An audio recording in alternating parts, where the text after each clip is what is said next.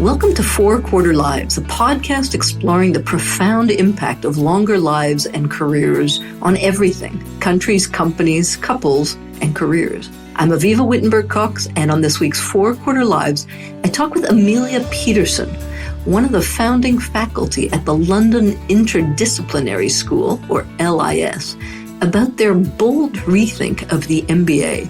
In a world defined by complexity, rapid technological change, demographic shifts, and environmental urgency, LIS is pioneering a new kind of management education. Their program blends the arts and sciences, grounds leadership training in 6 major global shifts, from complexity and ecosystems to trust and longevity, and builds in the inner shift of self-awareness and personal development. Amelia shares why the MBA needed a redesign, how LIS attracts a multi-generational cross-sectoral cohort, and why integrating long-term thinking into leadership education is critical for the challenges ahead, and especially why they integrated longevity into the heart of the program as one of its 6 pillars, an exemplary decision from where I'm sitting. So welcome, Amelia Peterson, to 4 Quarter Lives. Delighted to have you. Thank you so much, Avivah. It's great to be here. Today, we're going to explore the why and how of the London Interdisciplinary School and its new rethink of an MBA program. I wanted to start right at the beginning with the origin story. We're going to call it LIS. I think that's its nickname now. How did LIS come to reimagine business education, and what was the trigger for launching this new hybrid MBA alternative? Absolutely. LIS, when it started, was focused on undergraduate education. Here in the UK, undergraduate education is very narrow. People do bachelor's in one subject. Creating an interdisciplinary institution was about being able to bring together the arts and sciences. But then right from the start, we were also 2019, 2020 was when we were first opening. And then also there was the COVID year. We've had our first cohort come in 2021. We've had our first bachelor's cohort graduate last year, and new cohorts coming in every year. We now also have a master's in arts and sciences, the MASC, which started a couple of years later. But right from the start, we'd had this conversation about, well, if there's another kind of degree out there which we really have our eye on, it is the MBA, because it's sort of always been positioned as a generalist degree. It's, for people to get kind of breadth. But for us, looking across the full range of the arts and sciences, MBAs still look very narrow. And over time, they've narrowed more and more perhaps to become training in a certain kind of analysis, certain kind of modeling. The age cohort has shifted younger. And we were sort of questioning, okay, well, look, what's really happened to the rich breadth of a generalist degree that is really more for leaders? Our mission is about helping people prepare to tackle complex problems. We look out there at who is really being faced most with the big, major, complex problems. It is people in those kind of leadership positions. So we wanted to do something that was more directly for them. I'm a big fan of this rethink that you guys are doing. So I'd like you maybe to explain it a little bit. The classical MBA, of which I am a product, had a very disciplinary approach. You studied finance, marketing, manufacturing, all these things. And there wasn't much of a marriage at all of certainly not science and admin or leadership. So there are 6 dimensions that anchor the program's design. Can you walk us through them? What are they, and how did you reach them? How did you come to these 6? It's a tough choice in this chaotic environment we're in, and so I'm intrigued. It is, yeah. These 6 all represent these kind of major shifts in our external environment that are forcing us to change how we approach work. So what we wanted to do is, whereas the MBA is typically focused on, as you say, the kind of internal functions of organizations, we wanted to put more focus on how are you actually understanding the external environment, how are you understanding how it's changing, and what kind of opportunities and risks that brings. So the shifts are complexity, intelligence, energy, ecosystems, trust, and longevity. They're all examples of things that are kind of what we call slides, as well as things that can create shocks. So these kind of big, slow-moving changes that have been kind of underway for decades, developments in artificial intelligence or aspects of the recognition of a need for an energy transition, or more awareness of the relationship between business and the wider kind of ecosystem and wider natural environment. And then they can produce these sort of sudden shocks, which create more immediate response. But what we want people to do is really be prepared to look forward and sort of shape the way that these shifts are playing out over the next decade. Because in many of them, we are reaching a moment where big decisions have to be made, where we're kind of running out of time to respond in anything other than a sort of full and systemic way. And so longevity came in because we were bringing together two kind of different questions that we've been grappling with. One was this question about, well, the implications of the demographic shift. For me, that's sort of a classic example of a slides, populations that are getting older in certain parts of the world. What does that mean for migration? What does it mean for business and politics? And with aging in particular, it sort of allows us also to look at questions of meaning and purpose and actually what do people want to do over careers that last longer? What's the kind of knowledge or insight that accumulates and can be used most effectively in the last quarter of a career? So we knew we wanted to be able to focus on that in some way. And then the other question we really wanted to foreground was about how organizations can sort of shift their horizons to focus more on the long term. So for businesses to have a better relationship with their stakeholders typically requires taking a kind of longer term view, and that's where interests can align more.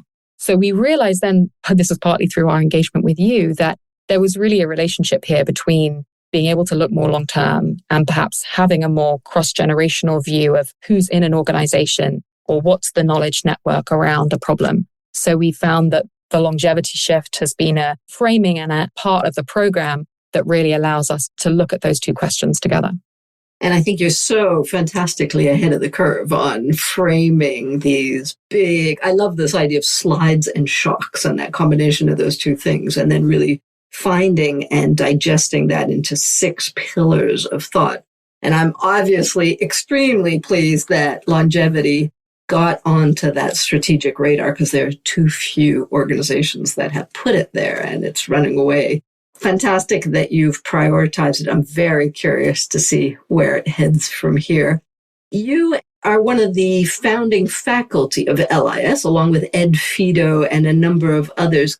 Give us a little bit about what role you each played in shaping this vision and these big shift ideas, and how has your respective personal and professional backgrounds influenced this whole curriculum? I mean, it's so different than what's currently on offer. I'm curious about the people behind the vision.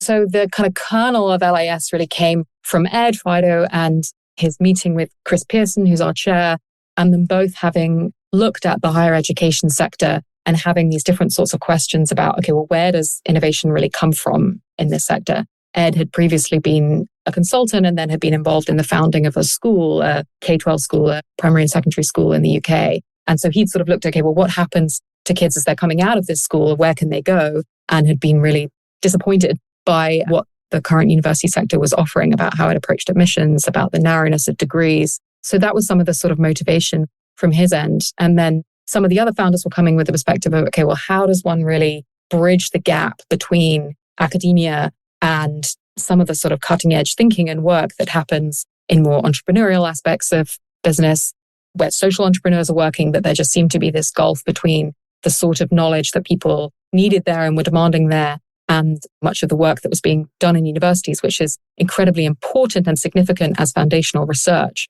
But bringing that really into use is a whole different question. So the combining of knowledge was something that was sort of under-supported in the way that people were being prepared to go into work.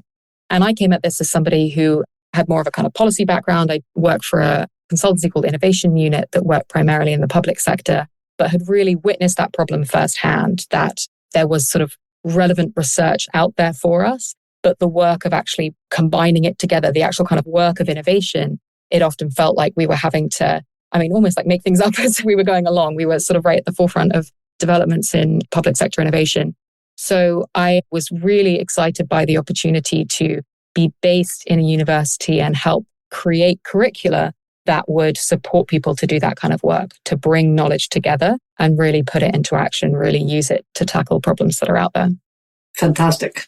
Let's take a look a little bit at who it's aimed at and the structure of what these students would actually go through. So who's the program for?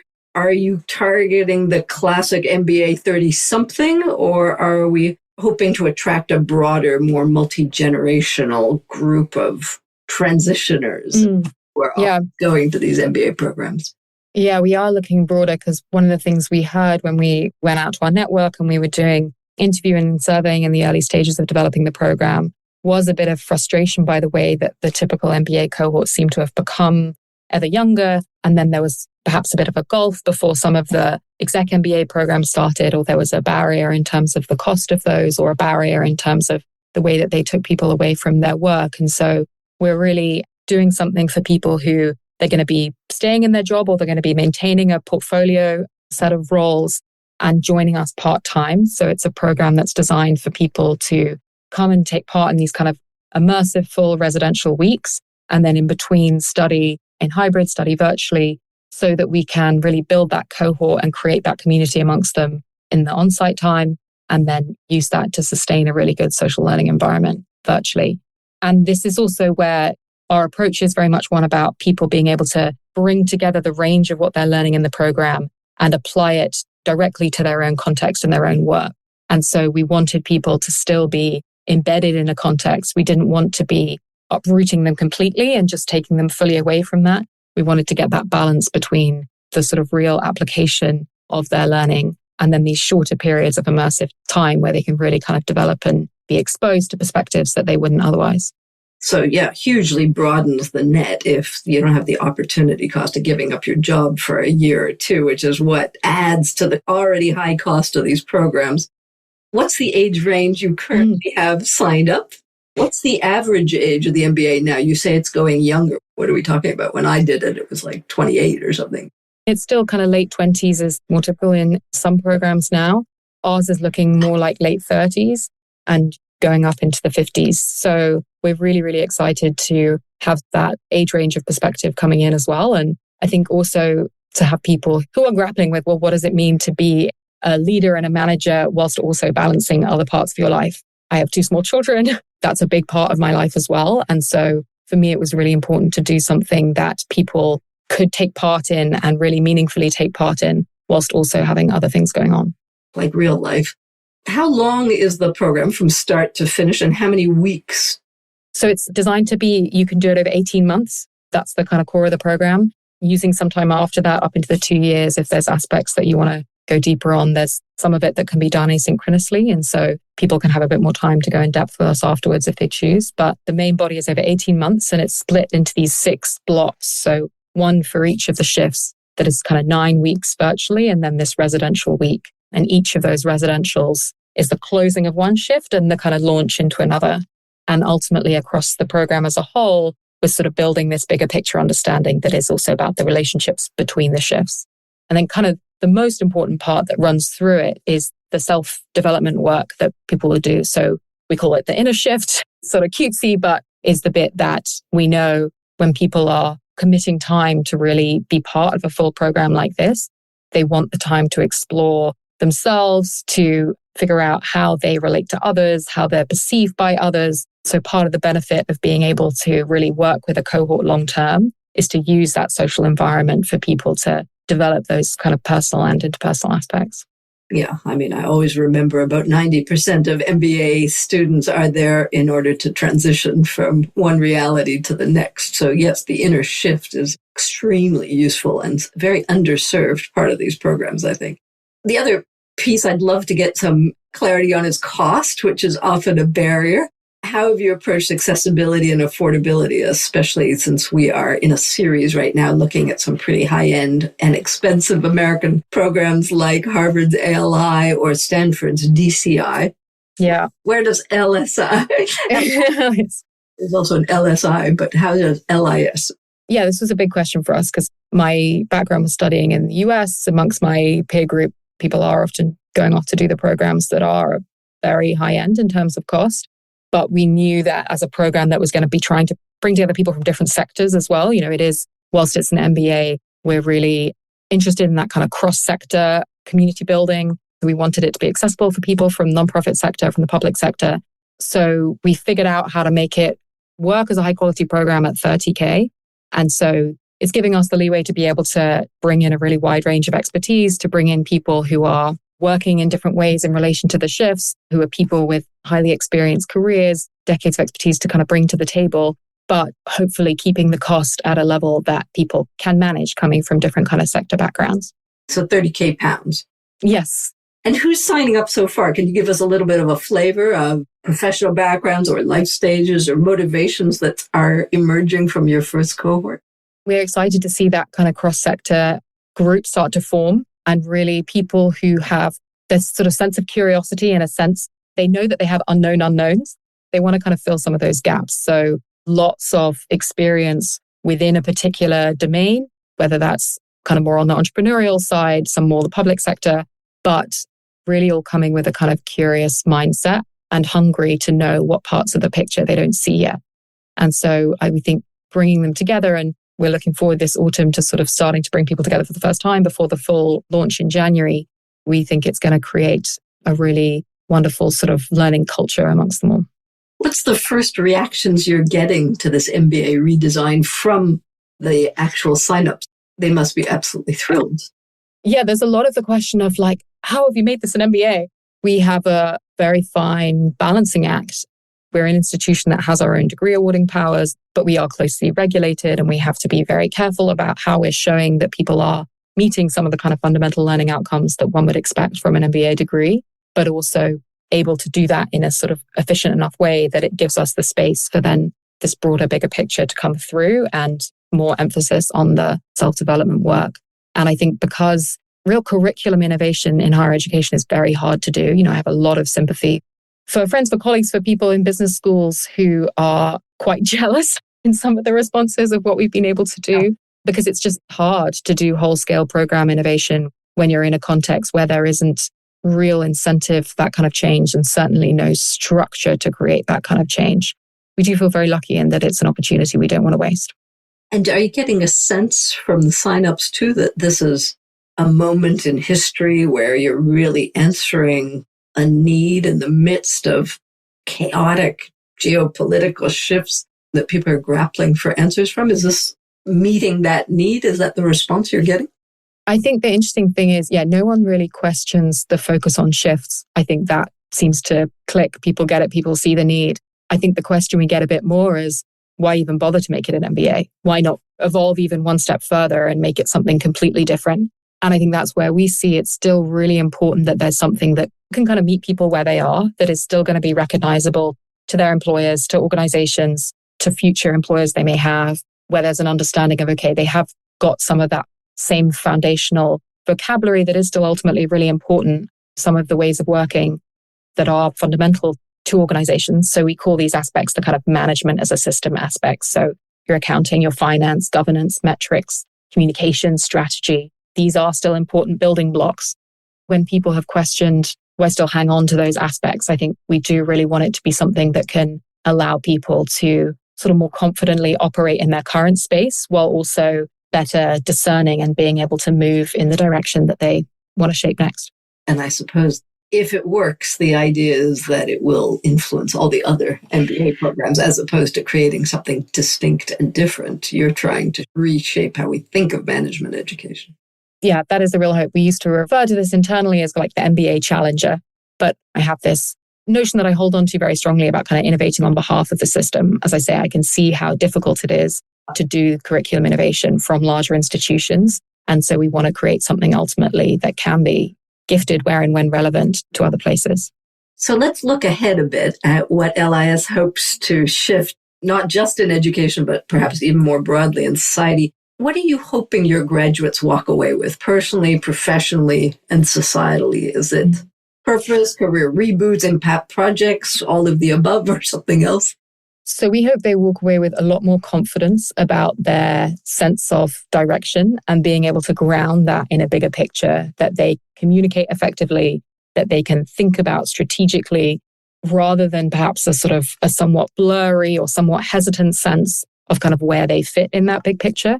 We hope they have a really clear and confident one. That's hard to do amid so much uncertainty. So, we take seriously the need also for humility about that, and the fact that being confident isn't the same as having a sort of rigid view of what's out there or what one needs to do. But we do think that a grounding in some of the kind of key first principles of what are some of the most important blocks of what it is to work with other people, to get good work done, of having some sort of purpose and direction, that is something that there is enough foundation across the arts, humanities, social sciences to build. that's what we want people to be able to put together. And how do you see it or hope to see it eventually scale? This is an innovation and an experiment and a pilot. What's the dream 5-10 years hence? Yeah, I think there's multiple pathways. So on the one hand, we'd love to grow the cohort, the program. We're still small. We're still relatively unknown. And so it is partly about just being able to grow the footprint of what we can do as an individual institution. But it's also then, as I say, about being able to influence the wider sector, and curriculum being one way that we can do that. And so continuing to have the conversations to ultimately perhaps work in partnership with other places that are really interested in incorporating more of this broader environmental view of business into their curriculum. I feel like higher ed is sort of facing its own midlife crisis, partly because of this demographic shift, partly because the pool of 18 to 20-year-olds is kind of drying up. What role do you think LIS, if it works, might play in redefining the future of learning or work in a time of real demographic, economic, social upheaval? Where do you see higher ed going more generally, perhaps, and how you fit in? This is a huge question, and there's so many different types of higher ed really that are serving different purposes in society right now. But I think one focal question obviously is, how does higher ed evolve in the context of AI? And what are the things that become more important? To what extent is AI fully kind of embraced? Generative AI, that is kind of large language models, fully embraced and brought into the core of learning and teaching. To what extent is it resisted? And actually, it's really important in some spaces to create these sort of cloistered areas where people can still learn to think and do things for themselves. I talk a lot now with students about kind of how do you make sure that you're still developing those abilities to model before you prompt, to draw before you prompt, to think and write before you prompt, to sort of preserve those capabilities of human thinking and creativity. So I think as a small institution and as an interdisciplinary institution, as one that draws from across different domains of knowledge, we are really well placed to experiment with different approaches around our relationship with AI. And we have very thoughtful students at the undergrad level, at the master's level, and now at the professional level, who are leading and influencing our thinking as faculty as well in the feedback that they give of what they're experimenting with, what they're finding really helpful, what they're concerned about. So certainly in terms of that relationship with AI, we are well placed to really be learning very rapidly and able to feed that back on a month by month and then certainly year by year basis into our actual teaching models and our curriculum design in a way that can be a bit harder to pivot at the whole program level in bigger places. Sounds exciting. I'm curious, for somebody who's been working a lot in innovation for many years, what's been your biggest discovery or takeaway from this whole experiment so far? The piece which really sits with me when I'm looking forward, looking at the kind of innovation that might come in education over the next 10 years, it is really the potential to innovate in assessment. So it's the bit of the LIS MBA that is not yet so prominent because it's less about the content, it's less about the people. But I think it's one of the things where we have most potential to do something different, is to really recognize that assessment isn't so much about certifying particular skills that people have, but can be a way of discovering new ideas and value. So when you're given a task to do or given a context in a program to kind of come up with something, you're being given an invitation to sort of create something new of value. And then you get feedback on it and it helps you to discover, what have I done here that is actually really valuable? And so we think, well, by bringing a wider variety of stakeholders into that assessment process and by giving people more freedom in what they are doing in those tasks, it can really be a space of innovation. Each member of the cohort will be ultimately, hopefully, innovating themselves as they do assessments rather than just being something to kind of check or validate what you've learned. There's some of that as well for some of the foundational knowledge, but I think the opportunity to really take off the ceiling on assessment and say, actually, all of this hugely valuable human time that people pour into teaching and learning, let's make sure the things that come out of it are as valuable as possible, valuable to wider audiences. And that's what we try to do on the undergrad program and the masters in terms of the big capstone projects they do. And I think we're going to be doing that in an even bigger way for this cohort. Amelia, I think you've probably got a few people very interested in learning more or signing up for this. Where can they find more information? How do they get in touch? lis.ac.uk/MBA. There's lots there. But yeah, also they can connect with us directly through that. We're really happy to talk to people one-to-one, as well as in our kind of more general info sessions. As a new place, people do take a bit of a leap of faith, and we take that very seriously. We're happy to build a relationship with people as they're figuring out if it's right for them. They should absolutely reach out, or find me on LinkedIn, reach out. Happy to talk. Fantastic. So for those interested in understanding better the slides and shocks that we're living and taking a whole new approach, really very innovative to what education might start to look like in the future, take a close look at the London Interdisciplinary School. I think it will be revealing some really interesting things. I can't wait to get involved in the longevity pillar of this that we've been talking about. And thank you, Amelia, for sharing this vision with us today. Thank you so much for having me. For more thinking about the impact of our 4-quarter lives, you can read my column at Forbes and subscribe to my Elderberries newsletter on Substack. Let's design lives that aren't just longer, but better.